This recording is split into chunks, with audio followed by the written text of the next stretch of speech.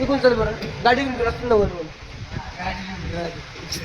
तर नमस्कार मित्रांनो, आता आम्ही आलेलो आहे इथं बीडच्या रेल्वे स्टेशनला.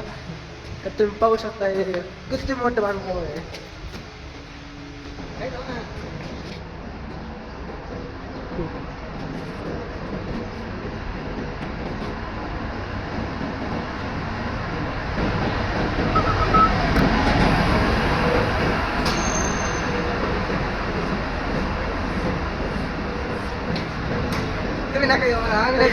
तर आज आपण आलेलो आहे तर बीडला, आणि बीडला एक म्हणजे तर रोजच रेल्वे आहे असं माझं म्हणणं आहे, आणि हे खरं आहे.